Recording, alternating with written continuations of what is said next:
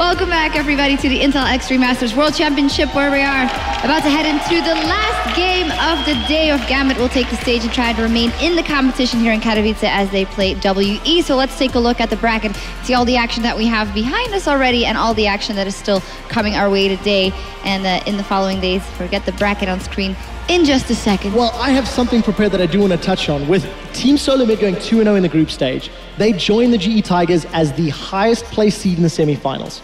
What we already know from seeing Group A earlier today is Team Solar Mid is going to face either SK Gaming, rematch from Worlds, or the Yowie Flash Wolves. We'll find out which of those teams tomorrow. What this game is going to determine is to remove one of the potentials who will face the GE Tigers. So we're about to watch World Elite versus Gambit. The winner gets the opportunity to play against CJ Enters tomorrow, and the winner gets the opportunity to lose to GE Tigers tomorrow. And CJ Enters. Maybe a little harsh, but for GE, they're going to be sitting taking notes, trying to figure out what can happen. And if you look at the theoretical forwards, I think Team Solar Mid versus GE Tigers will be the most exciting final because TSM looks so prepared for this tournament and for the Intel Extreme Masters World Championship. So that's just looking ahead, and I'm quite excited for it. All right, then looking on to this game, Gambit versus WE. Both teams not very convincing, otherwise they wouldn't be here in the elimination match, of course. What are you thinking in terms of Gambit? They have some very strong laners. I'm thinking especially of Cabochard, actually, that might be able to make the difference here. Absolutely, and you know that Gambit's a team that likes to camp the top lane, really likes to snowball him, and I feel like they really weren't unable to do so in the last match because of the champion picks. You know, the Jarvan isn't really going to be able to snowball that hard versus a Lulu, who's such a powerful pick, but against the likes of World Elite, Aluka, you know, not a good of a top laner, such a shy. Force him into a bit of a squishier champion, put Cabochard in perhaps a more punishing top laner like an Aurelia, and then really take over the game from the top lane. We've seen multiple LPL teams do this. Just do this strategy, don't lane some, get the 1v1, and this should be pretty smooth sailing for Gambit. I mean, I'm not even sure they even have to camp him. I think obviously that's a very viable strategy, Crumbs, but to the degree that we've already seen the communication not really be there for WE, they haven't really looked like they've been all on the same page.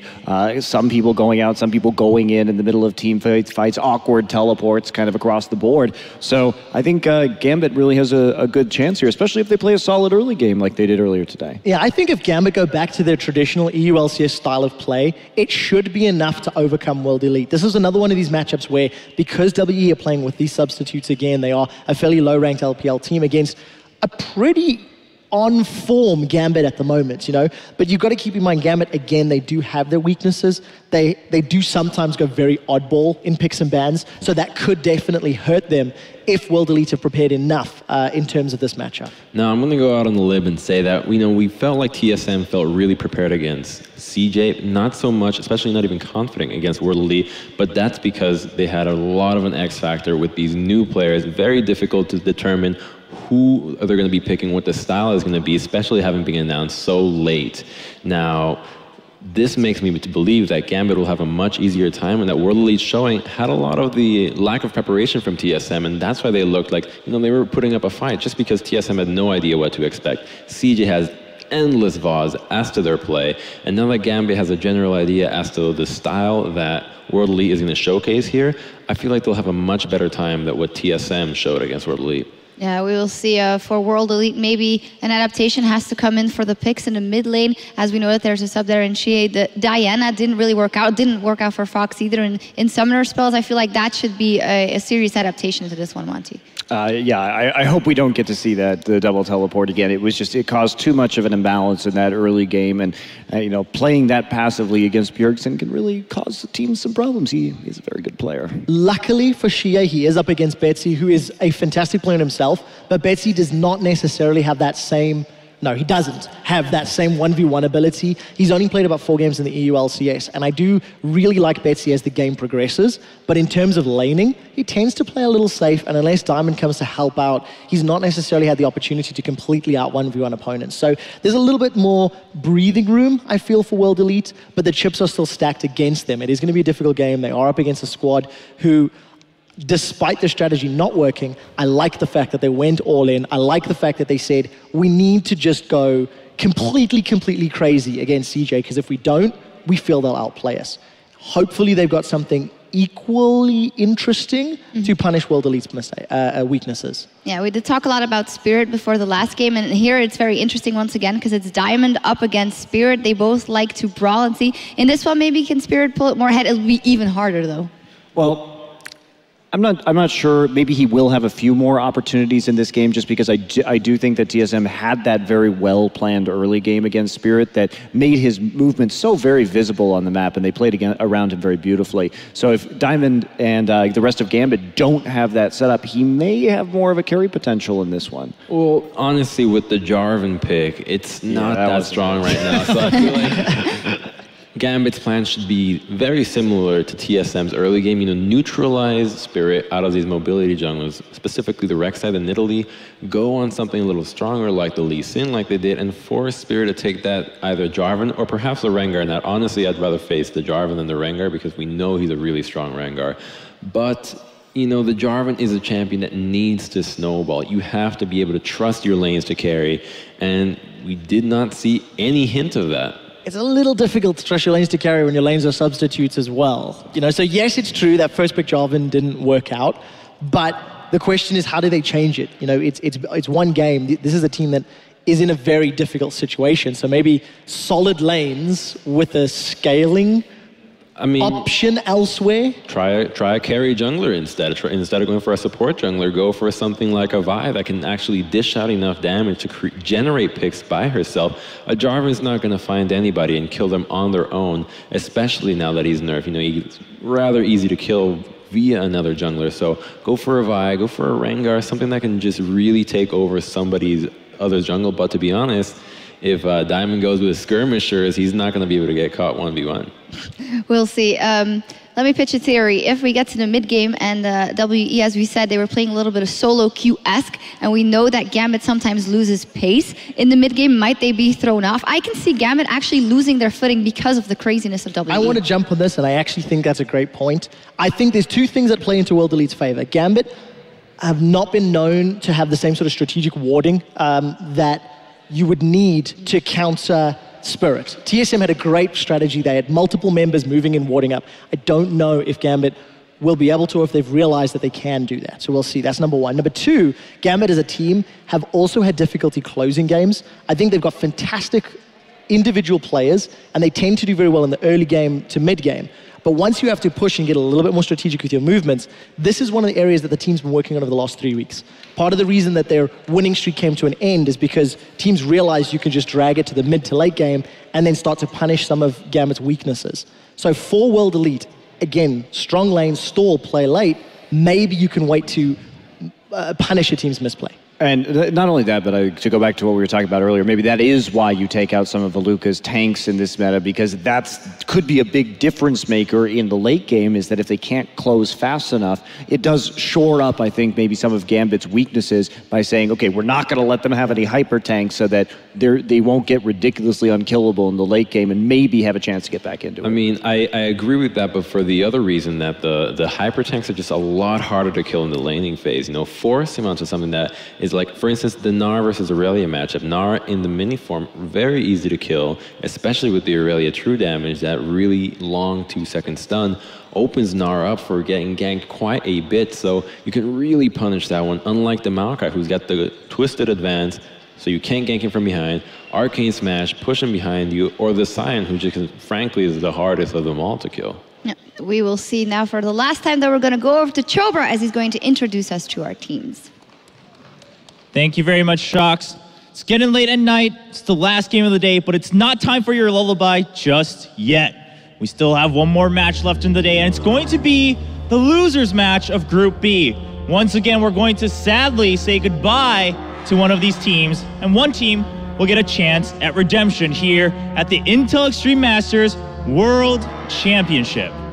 Then first up, our team fighting for that redemption will be coming from China, Team WE!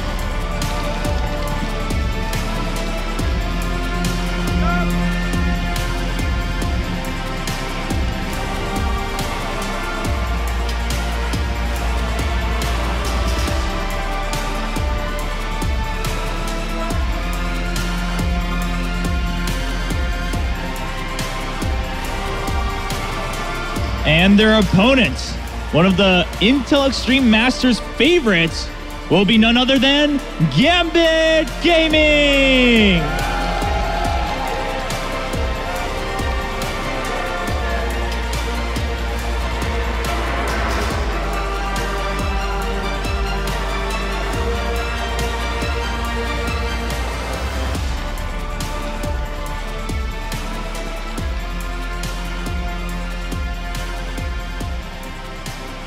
Well, it's time for our last League of Legends match of day one here in Katowice, back at the expert desk. Thank you very much, Chobra. I wonder if they're also getting a bit tired. It's been a long day for these guys. It's been a long day for everybody. Yeah. Shocks. I do want to touch on something very quickly. It's something that I was actually talking to Monte Cristo about in Gambit's previous game. Pinoy is absolutely in love with Kalista at the moment. He's playing it almost any opportunity in EU LCS. And I bring it up because World Elite lost to M3 about a week ago with STYZ, with their standard AD carry, because Yishay was disrespecting level 2 all-ins and simply fell behind a Kalista lane over and over and over. Earlier today, Mystic and Yishay, they lost in the 2v2 again at level 4. And this is a duo lane that, as a team, has been weak even before the substitution. And Pinoy is a very aggressive guy. Edward is a very aggressive guy. Considering Eddie's slightly subpar performance earlier, they may be out to prove something. Yeah. WE lost to M3. That's only 2 numbers different from M5. M5 is now Gambit, and it was singed all along. As I said, it's been a long day. There's no way we can follow that. No, anyway, Gambit is red in this one, so WE is on the blue side, and we'll get the first pick, first bans. Anything worthy of completely banning out, I would say go for Kawashard maybe.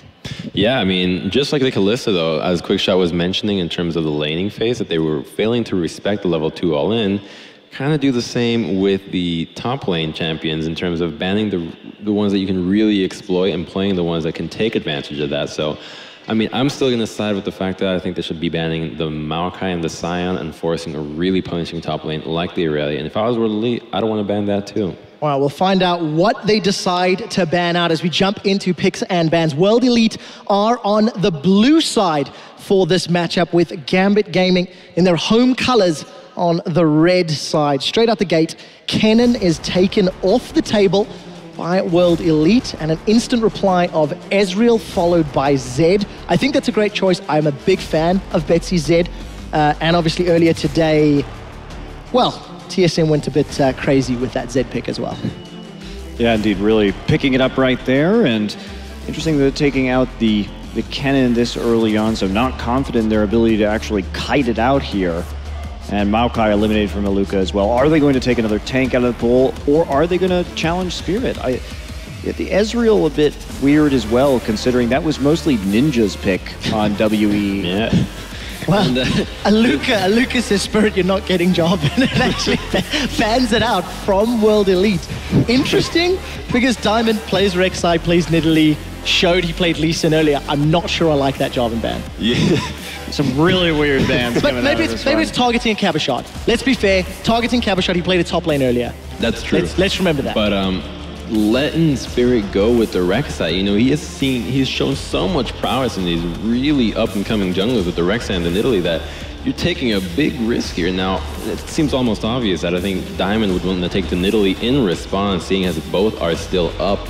But the Nidalee against the Rek'Sai matchup is still not the best one in terms of a 2v2 in the top lane, which, you know, may be leading to think that perhaps they don't want to focus the top lane in terms of a 2v2 scenario and just want to leave Cabashard to go into 1v1 and punish Luca that way. And if they take that Morgana top, well, we know that can be an ambiguous pick, and the Nidalee locked in right from the get-go. Yeah, for Gambit, though, it is traditionally for Cabashard in the top lane. Eddie has played Morgana in the past, but again, not really his style of champion, and Cabashard was one of the first in Europe to use it successfully. So a little bit of a flex in there. However, I do expect that to be for Cabashard. We'll have to see. We do have a Jax hover right now, but I think the Janna are going to be the safer bet here. And will we see Gia go with that Diana one more time? Again, a little bit of a blind pick right there. Could be pretty risky to lock that one in so early. It's very strange that we're seeing this really big emphasis on Diana from WE. I mean, World Elite must have been scrimming SK, and they must have been first picking Diana every single time because, you know, especially this odd combination of going with the Diana and the Janna. Diana, a champion that wants to get into the backline, and Morgana, one that doesn't allow that. Without the Maokai for Aluka, you know, what engaged champion are they going to be using? You know, I don't think a Hecarim is going to be strong enough to facilitate the Diana to get into the backline successfully, specifically if he's against a top lane Morgana who's going to constantly shove in the Hecarim, and on top of that, the AP is going to really make that Black Shield nice and fat, and it's not going to allow the Diana Q or Art to honestly break it just instantly. We'll have to find out how World Elite decide to round out their team composition. 2 picks still to come in for Gambit. They're running the clock down just a little bit. Betsy, known for playing as assassins. LeBlanc still up, Ari still up if he wants to go for the comfort route. Pinoy locking in Graves. He used Graves to take down Counter Logic Gaming December of last year at IEM Cologne. Crepo actually coined killing double lift with collateral damage, going Pinoy.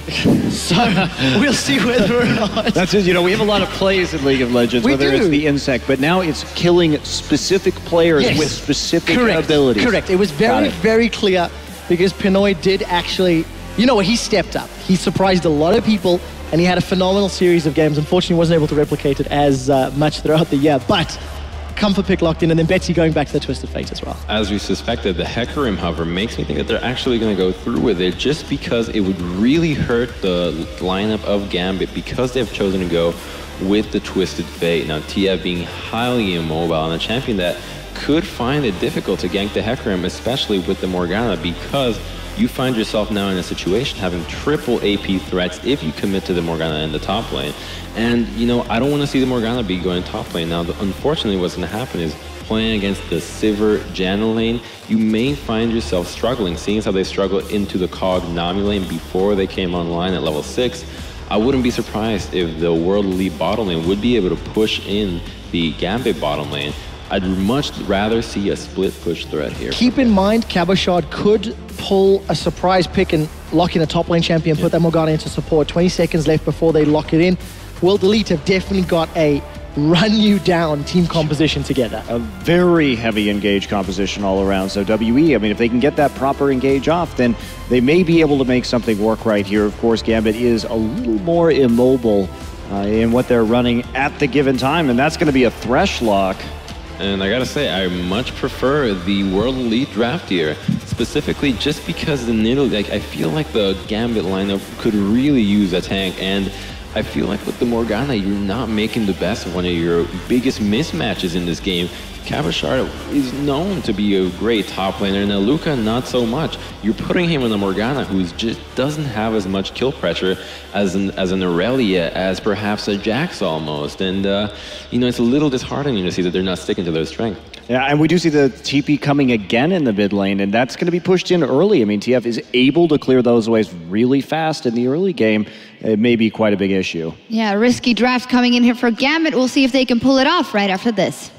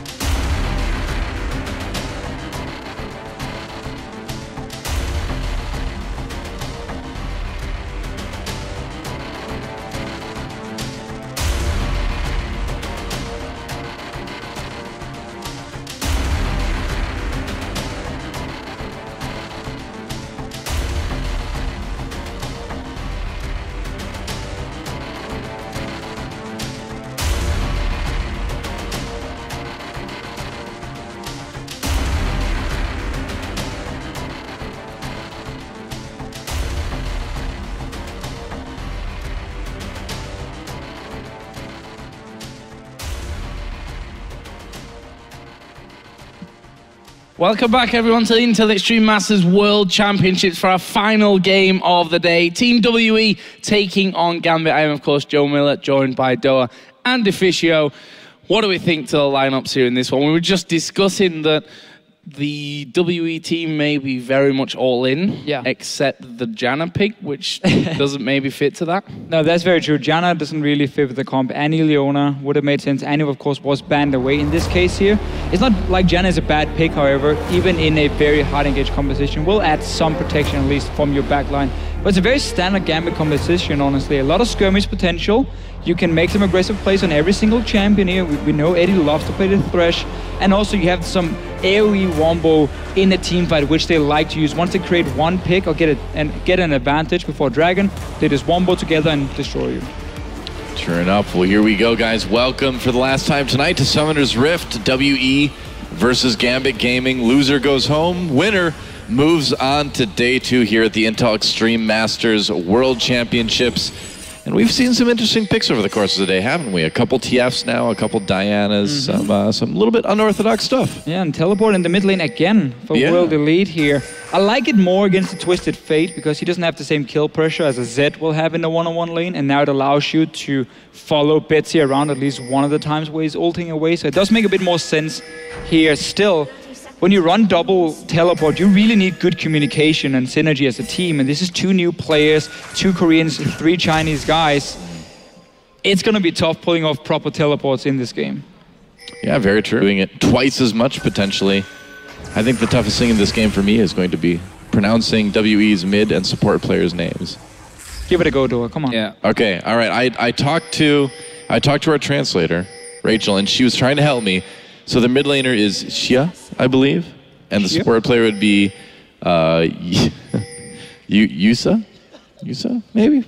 I don't think she told you that. It was one of those. It was one of those things. No, it was one of those things where I was trying, and she kept being like, "No, that's not it." We went through it a bunch of times. Just call it Janna. Janna. It's a beautiful name anyway. W.E. Janna. And Eddie is too cool for school, so no trinket for him. Yeah. On this Thresh here, not really sure why he didn't notice, or his teammates didn't notice. On the positive side, no boots either. That's true. That is true. Yep. We did give that idea out earlier on about, you can buy your friends trinkets at the start of games just so that, if they happen to miss it. But that feature we thought might be for the supports, not that it'd help in this scenario. We've needed it. I mean, yeah, as a support, you're the one who should be watching for other people, but Edward, he's just going to start this game without a trinket, going to go home and try to be anointed to the blue buff. Meanwhile, Xia taking a lot of damage. Xia? Second time, though, the Gambit with an early level 2 gank. They tried last game as well, where it was Eddie who got level 2 and Annie walked in there. Didn't really gain anything. This time around, they blew a flash and early push on the tower here from Gambit. Yep, that's right. Well, I mean, early action is the name of the game for Gambit Gaming. It certainly was in their first game today against CJ. But it's interesting to see these 2 teams play each other because we kind of have, 2 unstoppable forces running at each other, essentially. 2 teams who definitely likes to fight against each other. Yeah. Teams also often is the strategy, honestly, for them. And we should have a fairly explosive game. I want to see how Betsy can use the Twisted Fate here, if he can set up some kills. I mean, there's some CC in the lanes. Morgana in the top lane, Thresh in the bottom lane. I would expect all the focus to be around Pinoy, though, because Morgana, she's just going to sit and farm on her own, then teleport in. And Pinoy is the guy who's going to make the big plays. He's the big carry you could use in the mid-game to really create an advantage. So Betsy continuing on in lane. Actually, funnily enough, she decided not to use that teleport here to get back into lane. Did he get a blue buff? Did he just walk down and auto-attack the blue buff once? For Gambit? They stole the blue buff, yeah. Wow. Wait. We're really on the ball for this one, aren't we? I'll just go back and... Well, he still has no trinket. Meanwhile, options down in the bot lane for Gambit as they try to go in onto Yisa, but not able to quite get the killing damage. Diamond a little bit low on mana anyway, so they will just push up this lane for Cabo Shard. We still see the same tactic for Gambit, though. You notice how Diamond is always helping out Cabo Shard here, making sure he can farm early on. He's the big carry for the team. And then also your support when he clearly walks in 1 versus 2, no trinket, still didn't pick one up. And you just smack that blue buff in the face and you pick it up. I mean, that's pretty well played. Yeah. He hooked it. Well, that's even better. Yeah. Okay. We're all clear on that one. It has been a long day, guys. Laughing at us now. That this is not a good sign, that's is for it? sure. No. No. It's probably not a good sign, but No, you know, not at all. concentrate on all that stuff. Luckily, all the fans are gone at this all point. good. Yeah, just a couple of them watching online. Thanks for you, by the way, that have been tuning in all day. We will, of course, be here tomorrow and on Sunday, where we'll play the grand final and crown a new Intel Extreme Masters World Champion. But for now, it's all about Team WE and Gambit looking to stay in contention here, looking to stay in with a chance of moving through to playoffs. Yeah, and just to talk about Gambit and the early start here for them, of course you got that blue buff, that was great, but also the lane swap. When you have a Morgana, she's one of the best top laners in a swap because she can sit and farm with the pool and just step back from there. And again, basically keep up pretty well. This time around, Cabochard has been denied quite a lot, but Hecarim has a lot harder time farming in a lane swap itself. So I like the swap here from Gambit in that case. And I want to see if Pinoy is freezing the lane now here to really try and make it hard for Luca. He is setting up at least a small one, for him. And you can see Eddie staying in the lane, keep poking away this Hecarim, still on 12 CS. Hecarim needs a Trinity Force to really become a strong split pusher and being able to dive onto the back line and kill an AD carry in a team fight. And you deny that and delay it really by having this swap here from Gambit. We're almost 6 minutes into the game now, and Edwards still is lacking that trinket. I'm sure he'll get it eventually. He did go back and buy boots, though. So he's got that going for him. They actually saw Diamond coming in here. There was there's a ward on the red buff, which, you know, they've seen this coming in early enough, so I don't imagine that Spirit and Aluka should get into any problems. Diamond. But there is the hook landing. He's gone onto Spirit this time. He's the one now that's in a little bit of trouble, but have they got the damage to finish it off? I think Aluka is going to go down. Diamond going very, very low. She did, in fact, TP up into that lane, but it's Gambit that pick up first blood. Yeah, Cabochard teleporting up there as well to help out. But in the end, Aluka, without that flash, it's tough to get away from a big dedicated gank from Gambit like that. Oh, nice. Chaining of the CC onto Shia. Doesn't look like they'll be able to pick up the kill, but still, that damage helps. Really just perfect timing again here. You had the wave that was frozen at first, you kept denying farm from the Hecarim, and then as soon as you kill him, you just push the entire wave into the tower here. So he lost all the farm for himself. He has to go to the mid lane now to get something before he can go back to this top lane here. So Gambit been doing a good job trying to shut down Hecarim early. Of course, the Morgana itself can go for more utility style, where you go like Morel Normicon into cooldown reduction boots, and you're more of a supportive top laner, which would work okay for Gambit because you got Nidalee, you got TF, you got Graves. There's a lot of damage on that side. But normally when we see Cabochard play, he wants to be the carry. So he's going for like a nuke build of like Death Cabin to Void Staff and really no cooldown reduction. Of course, the Hourglass as well, and just as much burst damage as possible. You know what? Edward has a trinket. He skipped the ward altogether, just went right for that sweeping lens at 7 minutes. And he wants another blue buff. That's right. Well, he hooked the first one to steal that one away. Let's see what he does this time around. The blue pulled out here, and Spirit's going to try and keep within sight of that one, but doesn't currently have sight of it, which might be a little bit of an issue for him. Diamond on top of that one. Who's going to get it? They do manage to dive in there, but the damage is going towards Eddie. He gets knocked up as well with a Howling Gale, and they manage to pick up that kill. The blue buff, I think he actually went onto Shia there. Yeah, it did. He got it when he came in. That's right. We kept an eye on that blue buff. Meanwhile, actually, Pinoy just gets the easy kill onto Aluka, apparently. Pretty standard Pinoy play, honestly, getting random kills out of nowhere, but Gambit, their setup here was Eddie walking in with Diamond trying to take that blue buff, and Betsy came in really late with his ulti, and Pinoy wasn't moving from the top lane as well, so they were kind of just splitting up and seeing if they could steal it, and that's why World Elite could collapse onto them and at least get a kill as well for it, but then Pinoy making 1-1. Let's see. Let's check this out. Luka just walking into the tri-brush. He's one of the few AD carries who's going to dash over the wall and just walk into the tri-brush on his own and be like, okay, what's the top laner? Smack, you're dead. Yep. Well, certainly caught him out, and that's what he was looking to do there as Spirit just helping cover off this top lane, but Luka is back after his second death of the game. Not the workings of his phage, but nothing concrete at this point, as Edward continues to get a couple of deeper wards down inside of the enemy jungle. I've got a feeling it's going to be a long time before Aluka's able to get his Trinity Force this game. It's been pretty slow going so far. Yeah, that's, again, there's the whole tactical Gambit with the lane swap here. Deny that Trinity Force early on at least. And we see Cabochard on his side. He's going to go for more supportive style. He will get Morel Normicon for himself on Morgana. So cooldown reduction more black shields, more bindings. That's the setup for the rest of the carries now to make the plays. Yep, WE picking up their first dragon. First dragon of the game as well. And really utilizing that Rek'Sai ultimate nicely there, knowing that there's no pressure on that bottom side and you just ulti over there, and pretty much a freebie actually for Team WE. Actually leaves the gold at about 400-500 difference. Spirit gets his red, and Betsy continues to farm up a bit of a storm in that mid lane. There is the first turret of the game going down, though. It goes in favor of Team WE. Mystic doing a fantastic job in that 1v1 against Cabochard. Actually, most of the damage, I think, came in when Cabochard 2P'd up to that top lane and just left Mystic completely free. Pinoy and Edward might be able to get a turret back here for Gambit, though. And it was the focus we talked about earlier, or before the game even started. It's going to be about Pinoy here on this Graves. When you get a BF sword, it's a fantastic early spike for you. You're one of the strongest AD carries, and that's why Cabochard can teleport to that top lane as well. Make sure they got the kill before from that little gank we had, and that's also why they're happy enough sacrificing or trading, we can say, tower for tower, as long as Pinoy has had a good start to the game on this Graves. He denied a lot of CS and XP from Aluka right there as well, letting the turret kill every last minion in that wave before finally finishing it off. And so far, would it be wrong for me to say that Gambit's team fighting has been, it's been looking a little bit disjointed. It hasn't looked like everyone's kind of on the same page at this point.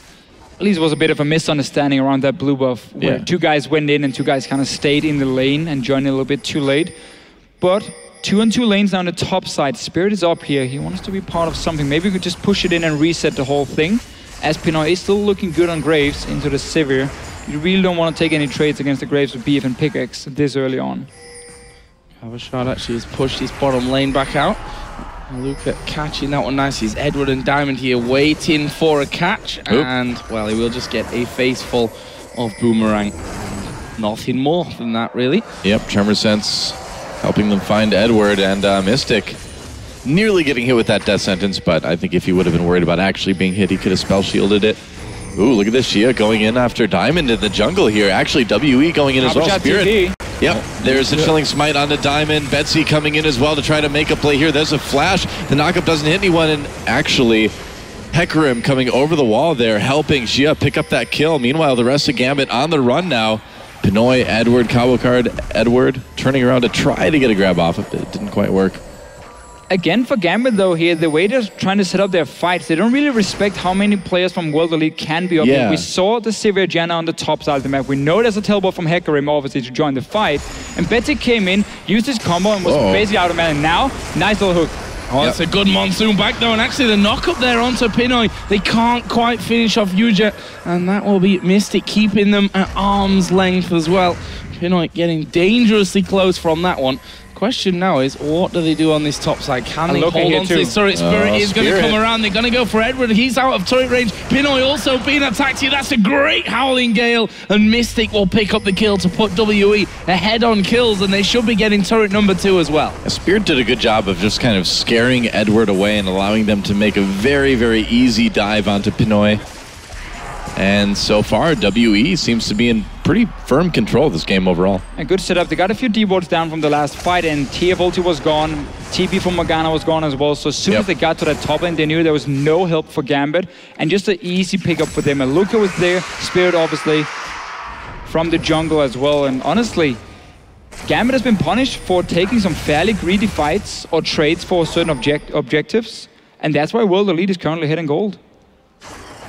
Yeah. Albeit 1,500, I mean, certainly nothing to sniff at, just 13.5 minutes into this game.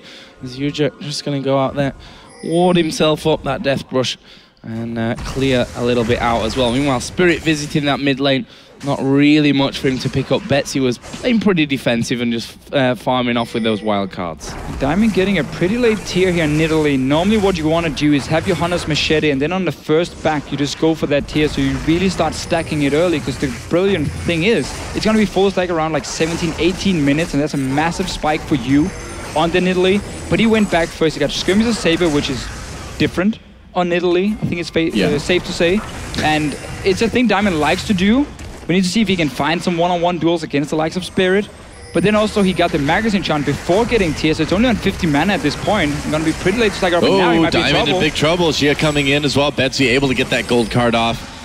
to take the pressure off of Diamond. But WE just able to walk into that jungle kind of at will. You see a lot of magic resist already on Diana here in this mid lane. We're against Morgana, Nidalee, TF. A lot of magic damage. Only Pinoy is going to provide any kind of physical.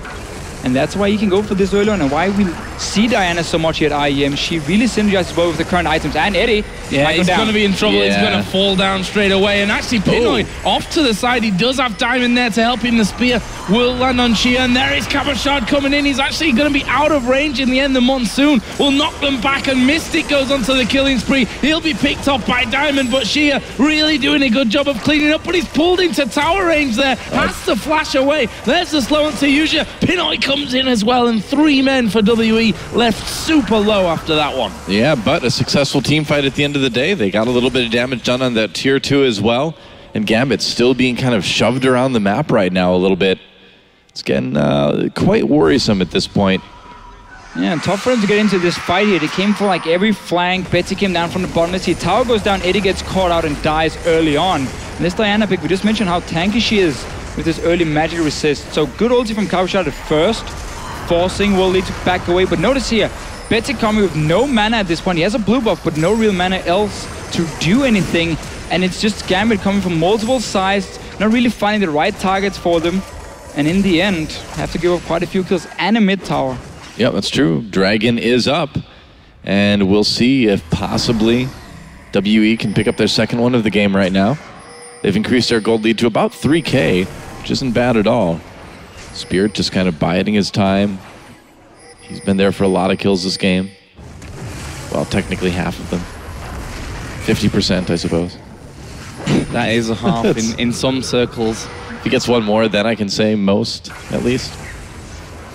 That Dragon here being pink warded out nicely by WE. There is still a ward inside of the Death Brush, which they've not currently scanned and don't actually have any available for that, and no more pink wards left over, so we'll see what Gambit do. It looks like they might just be giving this one up here. WE already starting it off. They're pinging onto Cabochard in that mid lane, so WE gonna get Dragon number 2 of the game. Gambit nowhere in sight. Yeah, way too many wards being placed already by World Elite. Nice setup here, and of course when you run the likes of Hecarim, Diana, Sivir ulti, if Gambit tries to come in and they can't really see what's going on, that's a very easy engage for World Elite to just dive onto Gambit there and win the team fight. So they made the right decision in backing away from this Dragon, but still a problem because now World Elite sitting on 2 dragons, 17 minutes in, they're heading gold. They got 3 towers to 1 as well. They've been doing really well in the early game and really punishing Gambit for the plays they've made. Yeah, so where do they go from here? I want to ask you. I mean, because they've got the entire outer ring of turrets down. Their siege is not the best, obviously, with this composition. Pretty so terrible. do you just kind of, So do you just kind of play it safe until the next dragon, or do you try to... How do you try to push this lead? Well, the thing is, you have double teleport, so you can split push 2 lanes at one, and you also have the Spirit with his ulti. Yeah, and he's trying to make something happen. Unfortunately, he's getting taken out very quick. Diamond actually helping Cabochard get that kill. Meanwhile, Betsy gets a little bit low in the mid lane. That was an interesting decision by Spirit to ult up there. Not sure what he was planning on doing, though. Put it that way. Look at already backed away. Didn't use his ulti or anything. Yeah. Meaning Gambit can now start pushing in. But, I mean, you got double teleport on World Lead. You got a global ulti as well. So you can really spread out this map here very easily for them. And Sivir just sitting in the mid lane providing the wave clear. And we have seen how strong Diana is in one-on-ones. You won't beat her with anything on the side of Gambit here. We know Hecarim is going to become a fantastic split pusher. So they don't need to siege on the side of World League because they don't have the comp to do it. Instead, split push. Use your teleport from the Diana, from the... obviously the Hecarim, to create like a numbers advantage in one of the lanes later on. Not like Spirit though, where you jump in and your top lane is already running away. And the problem is for Aluka there that, you know, if you look down, he's picked himself up the home guards obviously to help with those TPs when he comes in, try and get something working with them, but not going directly for a Trinity Force, which, you know, we were saying earlier on, going to be delayed a bit because of the terrible start. I don't want to call it terrible, but he died a couple of times, didn't get much fun. Wasn't a good start for him either way, but he's still way off getting that Trinity Force. We've seen this a couple times in Korea and in other regions too, where they do get that early home guard, and the idea is that when you hit those objectives, when you find those team fight opportunities, you can get them there really fast with Hecarim. So it's a trade a lot of Hecarims have been wanting to make. You do get that less damage, but if you can get the positioning, if you can get the flank, it can be worth it in a team fight. Yeah, and you got to realize as well, the rest of your members are fairly fed at this point. your Sivir and your Diana in the mid lane have 3 kills each, so you don't really need to deal the damage anymore. You got the Phage, which will give you some more movement speed. That works well with your passive. You're going to get the home guard as well for the engage,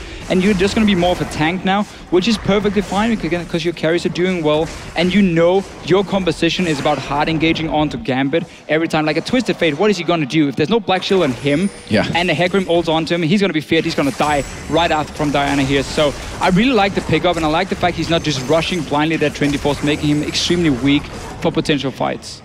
True enough, Gambit manages to grab their own blue buff. Baron entering the map, but probably won't see any action for a while yet, of course.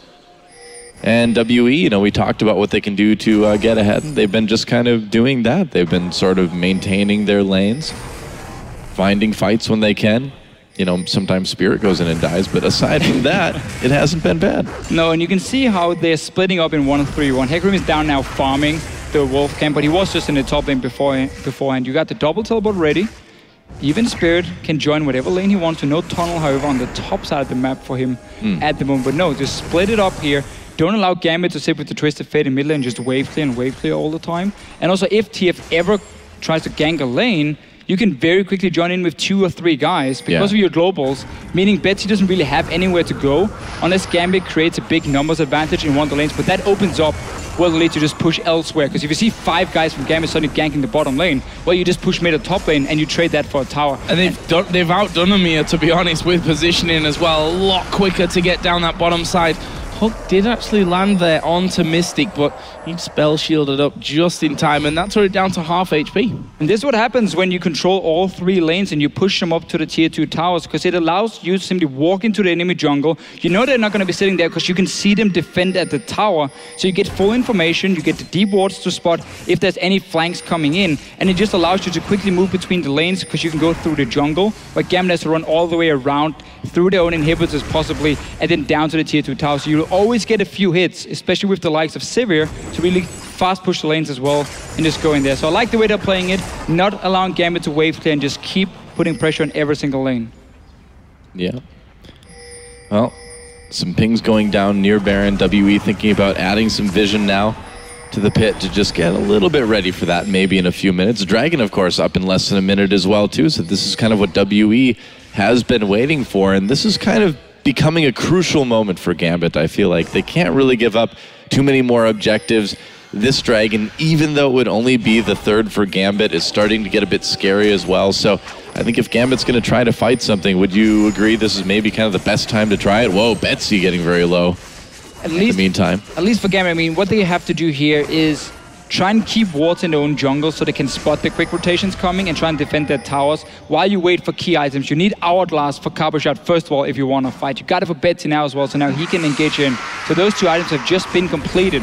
That opens up for Gambit to take a potential 5-on-5 team fight, but only if they have enough vision to start the fight itself and not just risk running down in a choke point against a Hecarim ulti and a Diana jumping in and then suddenly you're just dead. That's a good point. Oh, they know that these guys are here. There is the Destiny going to be popped. They're going to come in on top of Shia. He actually will flash that one. We'll use an early Zhonya's, and that means that Eddie misses the hook. Shia will turn things around. Can he take Betsy down? No, he can't. All 5 of Gambit collapsing on top of him. And look at the mid lane. Almost took Betsy, but the push is real there. We have Mystic pushing up, and that tower is going to take heavy damage. Heavy damage. The teleport being used by Carbo Shot to try and defend it. 3 guys from World Elite, while Spirit is taking Dragon.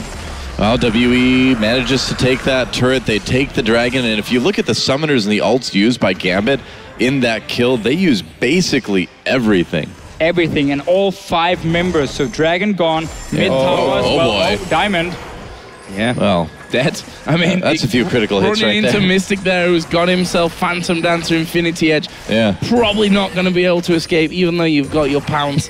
And that will be kill number 7 on the board. The 4th, actually, for Mystic. Funnily enough, it's the 2 new guys into the WE team for this tournament that are currently moving out ahead with the kills. 4-1-1 on Mystic, 3-1-1 on Shia, and now they're moving down towards what would be turret number 5 if they can finish it off, which they will do here. And Eddie needs to back away. I'm not sure why he's going to stay.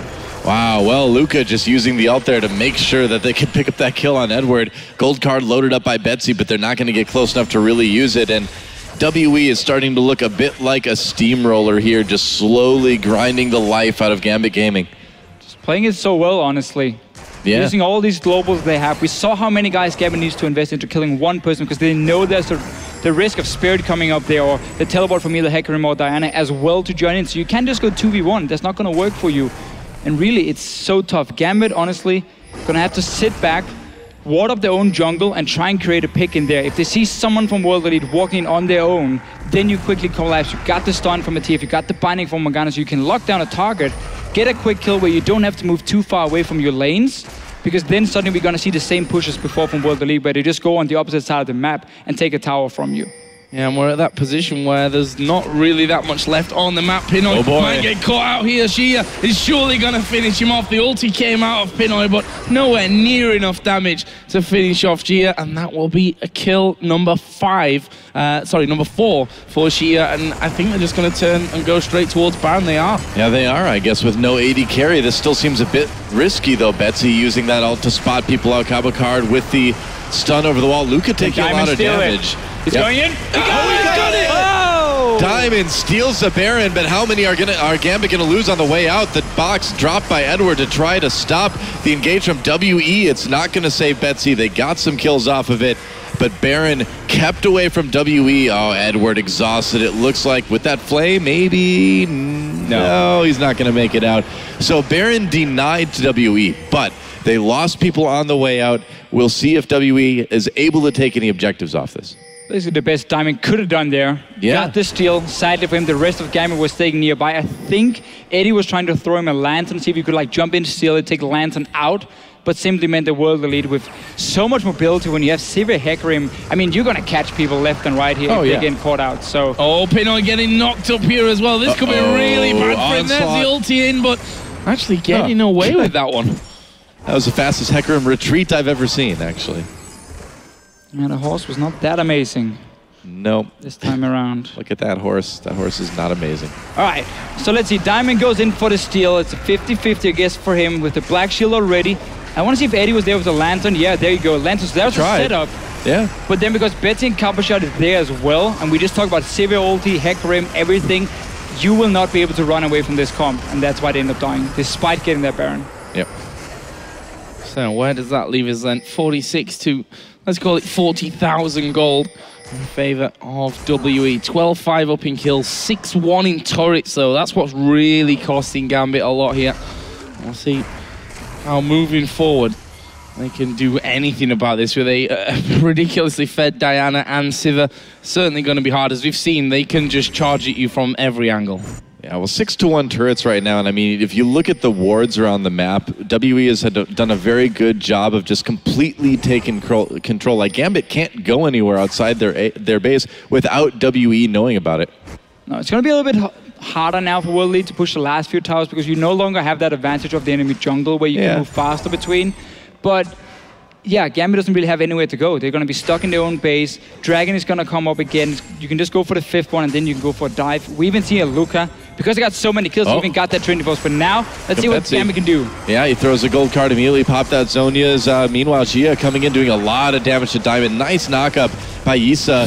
Xia's going to chase, and there's another kill on the Betsy. They're just so far ahead right now. Xia, can he get another one on a Diamond? He uses his Zhonya's Onslaught of Shadows over the wall just to get in their combo card. In a little bit of trouble. Oh, he survived. Oh, Never Luca missed it coming in. He is going deep, but that's a double kill. Worth, all caps, type it. 3 for nothing there in the end. Spirit ridiculously low, gets away.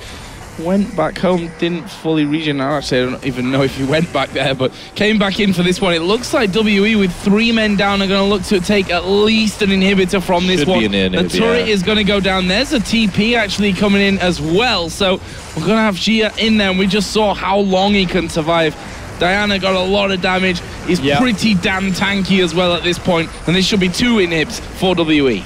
Yeah, looks that way. So who needs Baron anyway, right? WE just able to win a team fight down in bot lane, take 2 inhibitors. off of that. And keep in mind, that started from Gambit. That was a play attempt made by Diamond and Betsy that just kind of went sour. They have to try something at this point in the game, but it's just a little bit too late. Again, as you said yourself, they had to try, honestly. Yeah. You can't just sit back in your base. You're going to lose to it in terms of dragons anyway. Let's see if they want to get more here. Diana is still very, very tanky. We keep talking about how good she is in the current meta with these builds, Abyssal Scepter, Hourglass. Come a bit of a bruiser jumping in with a lot of damage with your passive as well. Gambit though, they want this dragon. Yeah. And Luca is going to come with Home Guard TP behind them, however. Let's see if he can pull it off. He's going to ping. He's ping on the map. We can see it. Here comes the teleport. Get ready for that onslaught of shadows. And he's going to come right down through the middle. Jumps onto Betsy. First of all, there's a nice knockup coming in from Jana Mystic. Getting in position. He's a bit low. Diamond getting into the back line. Shuts down Mystic. So this fight may not go as well for WE as they wanted. Looks like they won't need their AD carry, though. Kills all over the place. A double kill for Aluka. Kawakar just going to teleport back. He's got to try to save his base because he and Diamond are all that stands between WE and survival in this tournament. Yeah, and I'm not sure that they can really hold on to this one, really. We'll see about it as Diamond is going to join into this one. I wonder if they've got the damage to finish this one off with not having Mystic there. They're certainly going to try. That's it, focusing on towards Diamond. He will flash away and gets back onto the fountain, but the first Nexus turret is going to go down. WE looking for victory right here. Thresh is going to come back up. Can Eddie be a hero for Gambit? I think it's too little too late for them. WE down to half HP. They'll manage to finish off the Nexus and win the game to keep their hopes alive here in the Intel Extreme Masters World Championship. WE moving on, Gambit Gaming out of the Intel Extreme Masters World Championships. WE just had control of that game from second one, it seemed like, and they just never let up. No, we saw Gambit try and make some plays early on, and every time they just seemed to lack one or two guys there. I'm not sure if it was miscommunication for them, but World Elite punished them. The two new guys on the team obviously did really well. And look at Pinoy here. I mean, he had so high expectations for him and the team. Well, that's tough. I mean, I don't think a lot of people expected them to go out 0-2, but, you know, hey, that's what happened.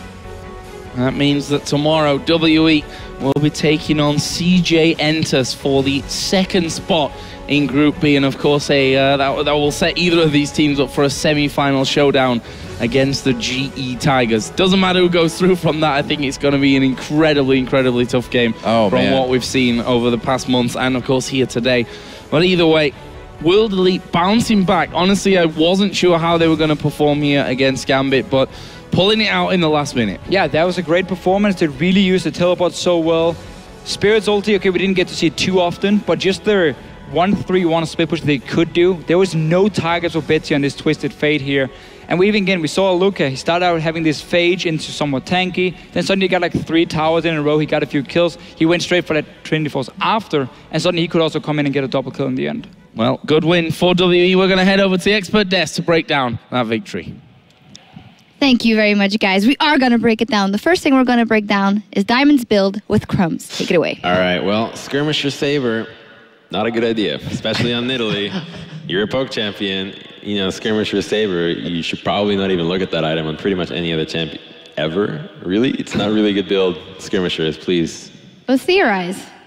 Well, but see, the thing is... Actually, the only time that I thought it was good would be in the Cloud9 game where the Rek'Sai split pushing against a Zed, a melee champion, the Skirmishers would come in really handy, but unless you plan on taking on the Diana 1v1 for the entire game... Cougar form is melee, Crumbs. Yeah. Don't. Well, you can take the theory part of that one.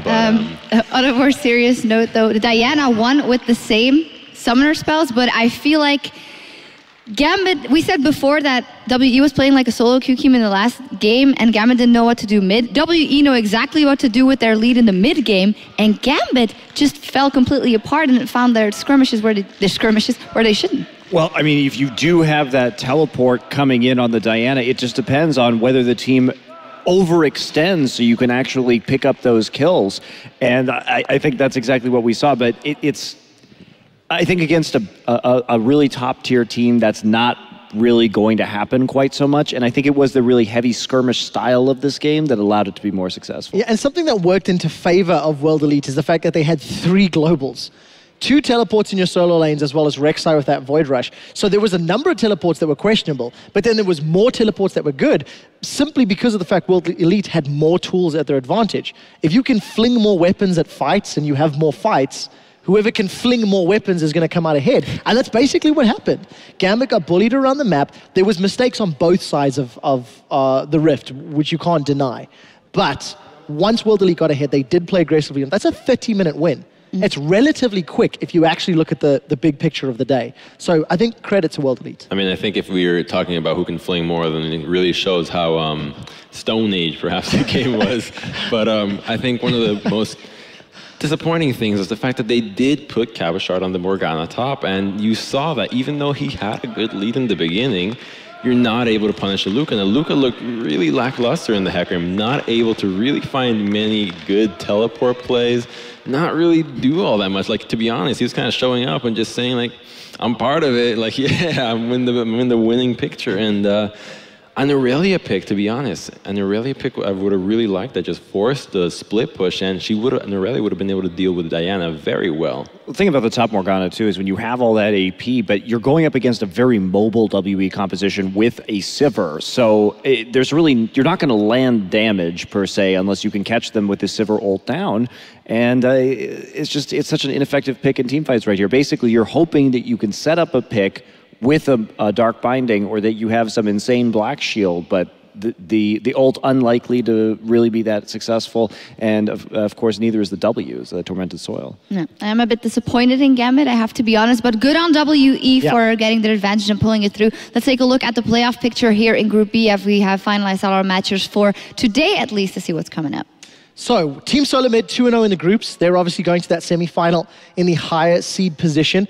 And with the fact that Gambit have now lost 2 games in a row, it does mean that they are out. So the 2 remaining teams from this group is CJ Entus and Team World Elite. They will play tomorrow, and the winner will then face off against GE Tigers in a semi-final. It's a very difficult bracket if they want to try and make their way towards the World Championship final. Yep, and to wrap things up, let's also take a look at the bracket for Group A, the games that were played here earlier today and how everything looks like there. Yeah, so this side of the coin, GE Tigers 2-0. Team that got knocked out earlier was, of course, Cloud9 going 0-2. So one respective LCS team is out. SK Gaming will have a chance to take on Yowie Flash Wolves tomorrow in another rematch. It was fairly convincing, fairly one-sided earlier today. And of course, the winner of SK Yowie Flash Wolves will play TSM. And that is also a scary semi-final opponent. TSM look very prepared, and they look very on the ball at this tournament. Yeah, they absolutely do. And I think they just have a more strategic depth than coming in than we've seen from Yowie or SK. I think SK is really going to depend on how they can adapt to the bans that GE levied at them in that game. That could be a roadmap for success for other teams. But I mean, if I have to look at it early on in this one, to me, it's looking more and more like a GE TSM final. Yeah, I completely agree. It's what we talked about earlier today. In terms of who is performing today, based on the best of 1 double elims, it does appear to be TSM and GE, but it is a very unforgiving format. There's no room for error. Yeah, it's a volatile format to be sure, so having your predictions based off of these best of 1s can be a bit difficult. So we'll see how the teams can do tomorrow, and then I'm excited to get into the bracket stage and start seeing some best of series where we see some more in-depth adaptations. Strategic diversity. Strategic diversity, one of the buzzwords. Don't forget the trinkets. Don't forget the trinkets. We'll see how everything progresses here tomorrow. If you missed any of the games, there are a lot of recaps up over on thescoreesports.com, so you can go and check that out. I want to thank you guys for joining me here on the desk, and for now, we're going to send it over to Chobra, who's standing by with WE support. As we wrap up day 1, we still have that winner's interview here for the last match of the day, the losers match of Group B. We did have Team WE taking that victory, and now we'll have a chance to talk to Yutze, the support player for WE. First up, you guys had a really tough loss in Game 1 against TSM, and in a tournament setting like this, bunch of best of 1s, you got to fight to get out of the group. How did you recover to prepare for the losers match? 你第一场比赛跟 TSM 输了，可能有点可惜，可不可以给我们分析一下你们是怎么样才恢复状态？第一场我们都太紧张了，然后就是我们在失败以后，我们队员互相鼓励，然后争取第2场的胜利。So in the first game, we were all really nervous, and after the game, we tried to not congratulate. We tried to cheer each other up and played a lot better as a result. Sounds good. I'm glad you guys were able to just come together as a team. Now, something that's caught everyone's eye is that Diana pick, but not just the pick, but the teleport on Diana in both games in the mid lane by Shiye. Is this a strategy you guys practiced as a team, or is this maybe something that he was just most comfortable with since he was a substitute player coming in? 你们中单选择了 Diana 的她的技能，你们选了 TP 传送，可不可以给我们分析一下她为什么选 TP 传送？是不是因为她习惯用这种技能，还是因为她以前训练过？训练过有一部分，然后还有另一部分就是因为我们临时的换人，所以我们想打后期，然后多了一个 TP 来去和对面打团战。So we've definitely practiced it before, and the reason why we chose TP is because we want to play towards the late game because we're a relatively new team with the new players, and that was our goal for the game. All right, well, it worked out in your second game, leading you to this deciders match tomorrow in day 2. It will be up against CJ Entis. How prepared are you to fight for that spot in the semifinals? 你们明天要打 CJ， 你们有信心吗？可以赢？我们有信心赢，然后目前我们是把自己当下的比赛做好。Alright, so we definitely have a lot of confidence that we'll win the game. And before this, actually, we wanted to just play well for our next game. Sounds good. Well, we'll all be looking forward to those decider matches tomorrow. Congratulations once again to Team WE for making it to that final match in Group B. This was it for day 1 here in Katowice for the Intel Extreme Masters World Championship. Be sure to tune in tomorrow to find out who's going to the semifinals and who's going towards that cup. We'll see you guys tomorrow in day 2.